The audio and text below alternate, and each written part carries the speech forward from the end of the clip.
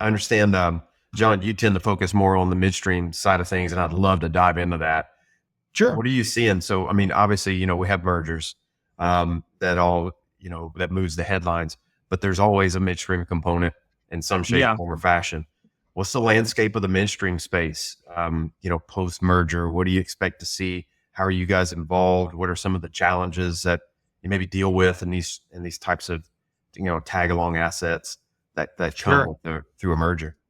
Yeah. I mean, and a lot of these transactions, where a company is going out and acquiring either whether they're private equity backed or they're merger of equals.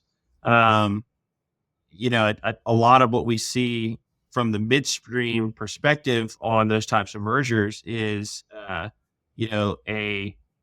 a checkerboard pattern of crossed over dedications and underutilized midstream capacity, or maybe there's too much overutilization in a certain area, and so there's always a large task after a large M&A deal where the surviving company is figuring out, okay, where are we dedicated? Sometimes it's, hey, we've got two dedications in the same area of land. Which one takes precedence, and Yeah.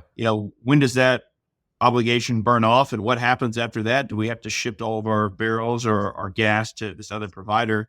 And that is something we've been involved with very intimately on several of these transactions after they've closed. So Um, does that tend to be contractual? I mean, is it a matter of just looking at which contract is going to supersede, or is it determined by who the surviving company is, or who the parent it company is can going to be? there's a whole host of factors, and many times too, the midstream company will say, look, we don't.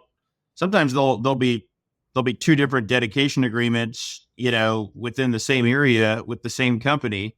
And, for one reason, maybe the producer wants to, utilize a certain contract because it has more favorable terms, and they'll want to utilize another contract over here because it has more favorable terms.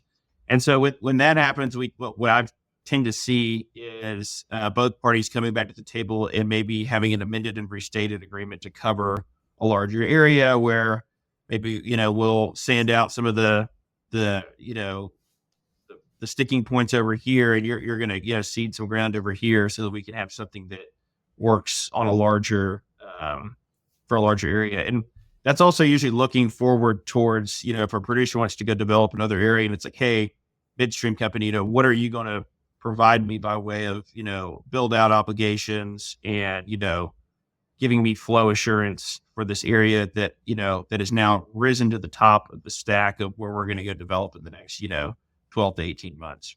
Yeah. Yeah, another thing that's kind of similar to that, if I can jump in, is like kind of that's kind of looking back after a merger's happened.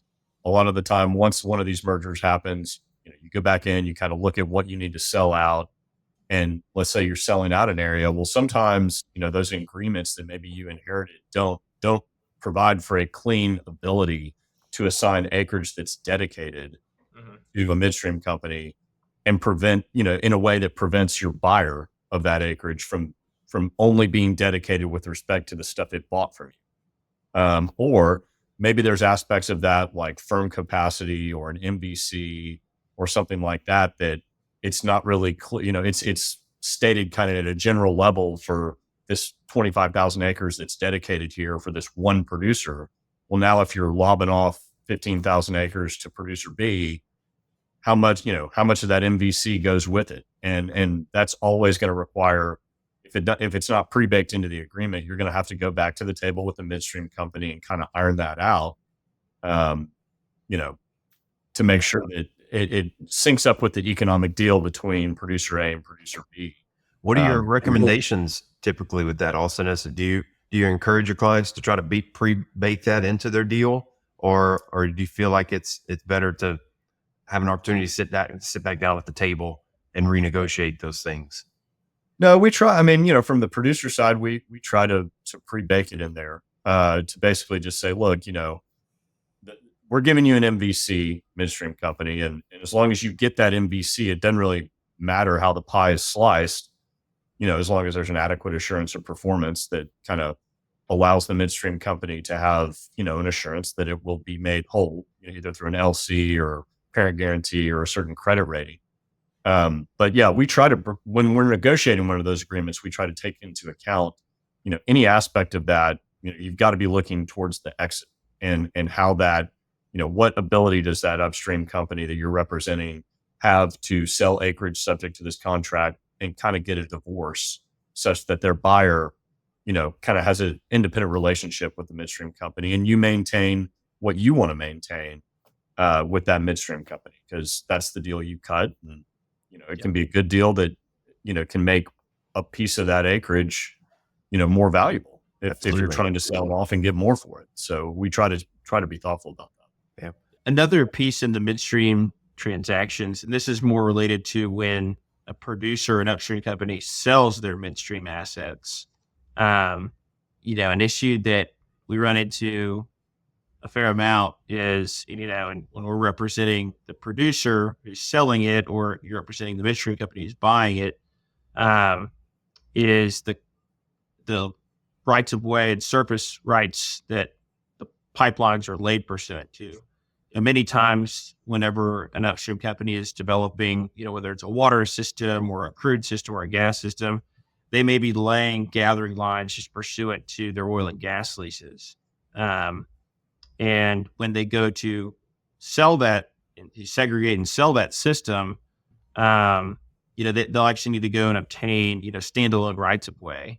Or if they've laid co-located lines on a state or federal right of way and trying to bifurcate those and sell those, you quickly run into a whole host of issues that if you're not properly accounting for within either obtaining new rights of way before closing, or having, if it's a private landowner, making sure you have the consent to bifurcate that prior to closing, can leave the surviving company or the midstream company who's purchased this asset, unable to operate the asset, or leaving the producer subject to a breach of rep claim, that the buyer can't operate that asset in the same capacity that they did prior to closing.